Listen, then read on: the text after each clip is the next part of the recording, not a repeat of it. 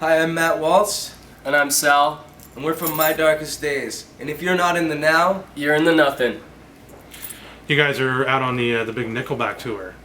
How's this whole big shebang been going for you guys? oh, it's been awesome. To be on these stages every night and playing arenas and catering and this kind of rock and roll lifestyle is it's amazing. It doesn't suck touring with Nickelback at all.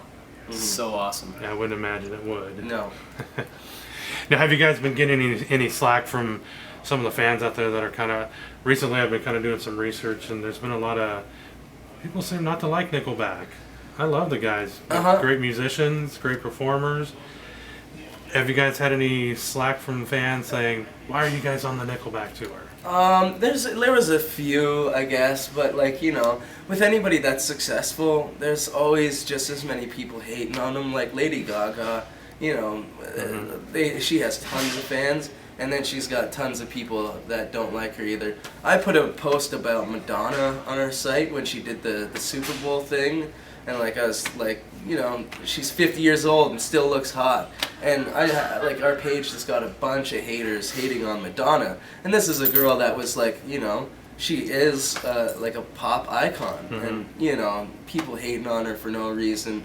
I don't know. Michael Jackson was the same thing. It's just like everybody made such a huge deal about how talented he was once he died. It's like, why? Yeah. Why not while he was alive and had millions of fans, With success comes a lot of flack. Yeah. No, so far on this tour with Nickelback, has there been any one specific show that kind of sticks in your brain as like, damn, that was a badass show, I'm going to remember that? For me, this sucked, but it was also great for us. Bush had to cancel a show last minute because of flight issues. So we actually got to play, 10 or 15 more minutes more, so we got to play a few more songs for the fans, because on this bill our set is so short. And it was really cool because it happened to be a big crowd and we got to play more songs. I think Madison Square Gardens was pretty cool. Yeah, that was really badass. Yeah. Yeah, it's a pretty badass venue. Yeah. So. Yeah, I have this DVD of a Led Zeppelin playing there years ago, and I've watched it so many times, and it's just so cool to actually, when you drive in, just the DVD was playing in my head. I'm like, wow, that's so crazy. Beatles have been there. And It's very legendary. Such a legendary place. Oh, yeah. Yeah, it's weird because when we was doing our Seether interview, we got to talking about Madison Square Garden as well. And Mike, their tour manager, me and him also were talking about that, because the backstage area is just like a labyrinth of, if you make one wrong turn, you end up in Cleveland. And, Yeah. But it's kind of weird that everyone's kind of saying the Madison Square Garden show was a good show. So. Yeah. It's legendary. Is Battle back there? No. Thank you. Nice. That's rock and roll for you. Everyone got quiet. It's like, So, how long a set are you guys getting to do on this tour? 20 minutes. Oh, wow. Yeah. So that's kind of just like boom, boom, in there and out. Yeah. Yeah. So that must be difficult, having the catalog of songs you guys have to just pick, 3 or 4? 4 songs, yeah. 4 songs? I would just play the hits, man. The ones people pretty much know, and we get to put all our energy into it with such a small set. When you start getting a lot of time, then you gotta for stamina wise, you gotta space it out. Dynamic wise, you gotta bring it down, bring it back up. We just the whole time it's just on the up and up. So it's pretty fun having a small amount of time, but also. Do you guys try to change up the 4 songs you do, or do you just stick to No, those? we stick to it because just we get in it and we just keep kind of like a perfecting machine, it. just Yeah. We tried one show actually to rearrange some of the songs, and we're like, that one. Really This just feels weird. It feels weird. You get used to it, flow. Nickelback, it doesn't change their set, and I think Bush added a song, but Yeah. you get into it and you get used to it. And Get to a rhythm and a flow. Nice.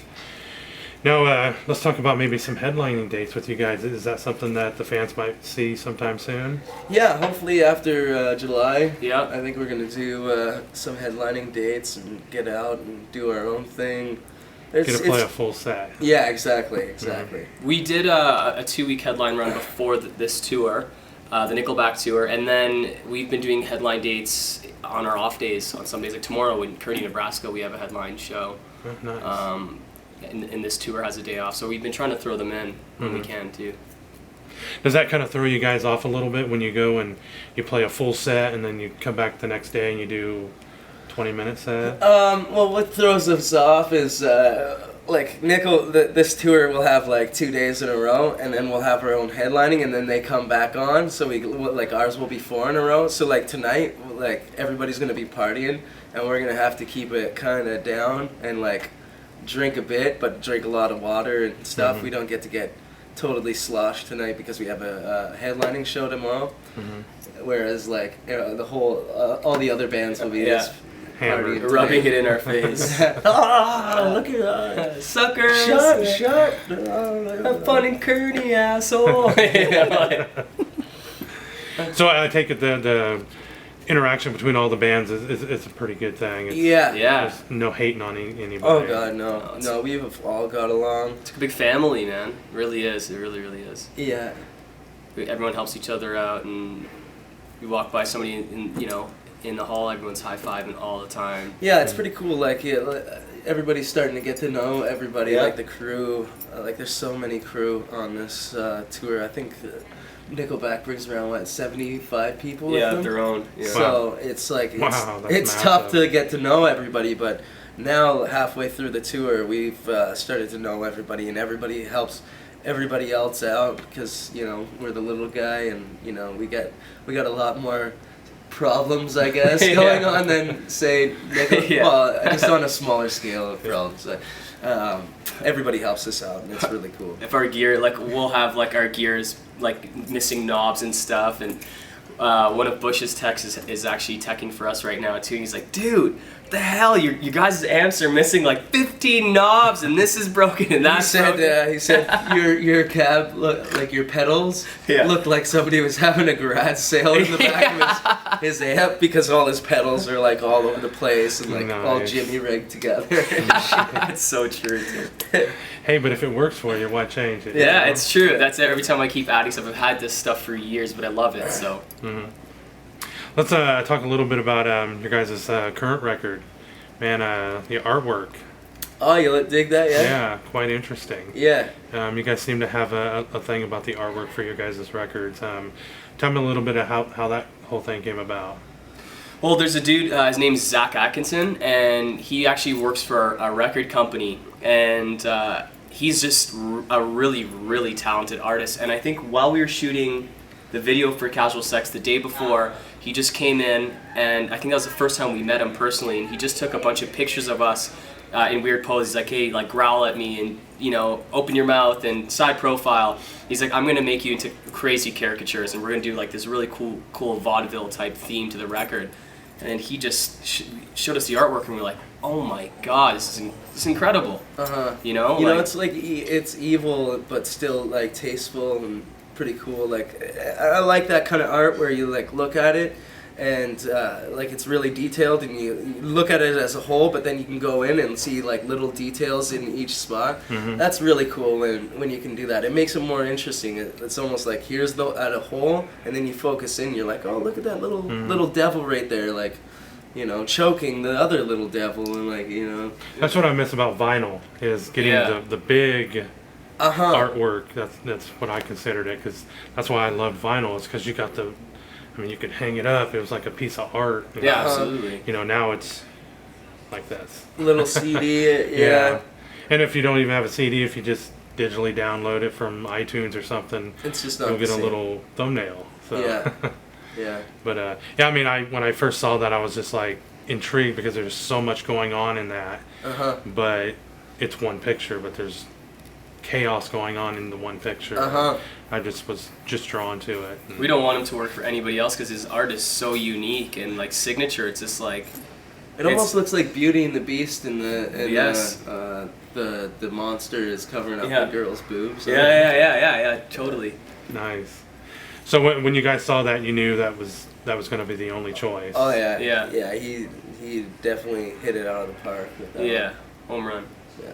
Now, did he make you guys personal paintings of that or personal images of that for yourselves? Oh, Or No, not yet. We get those from the fans usually because they'll like blow up pictures of stuff, and like that's yeah. let's talk a little bit about the fans. What would you say, kind of maybe the strangest thing a fan has given you guys as a gift? Oh, well, blow up dolls, Yep. blow up Animals animals with like holes, yeah, holes and Uh, genitalia. vibrators. Yeah, Use lube, on the ladies. Some lube, dildos. dildos. Oh, and that little duck thing that Oh yeah. it goes over your and your it's bean. Yeah, and then it like yeah So you don't have to flick the bean. yeah it It fits over flicks your the bean for you. it fits over your penis and then Interesting. it does this like ducky thing on the yeah. Interesting. So that's probably the oddest thing that we've got. But not odd at the same time. Yeah. It's just like it would have been odd for another band, but for us, it's just awesome. Yeah. It definitely became useful. Well, I checked the other day; they were all, like all the dildos and little duckies were all missing. So I was like, something's Oh, having yeah. fun. Nice. Knock, knock. So let's talk just a little bit about social network sites out there. How do you think Reverb Nation, Facebook, Twitter, how has that affected your guys' band? I think it's helped us quite a bit. I think in general, it's a really good tool for. It's a really good way for us to be in touch with the fans on a daily basis, especially on a tour like this where the ticket prices are so expensive. If a lot of people can't come out to the shows and we're on a tour for like 4 months, it's very hard. If the social networking wasn't there, it would be a lot harder for us to connect with them over that amount of time. They would just kind of be like, oh, I'm going to go see what this band's up to, because ticket prices are way cheaper for their tour. Whereas now, if somebody can't afford to come to our show, we can still post stuff daily, post videos, so they still feel like they're there and a part of it. And we just, we like to be in touch with our fans as much as possible. And it's cool because you can have fun with it too and ask questions like, like Pepsi or Coke, and like you see like what everybody's digging, or like you can put up movies that are coming out and like see what people's opinions are on things. It's pretty cool to use social media in that way too. So talk just real briefly about endorsements. What are you guys currently endorsing right now, equipment-wise? Equipment-wise, I am with Ibanez Guitars and Sal's with Gibson Guitars, and I use Mesa heads and Mesa cabinets, Mesa Boogie. I use Orange for amps and stuff, and Voodoo Labs controller and all. And EMGs is a big supporter as well. EMG pickups. Mm-hmm.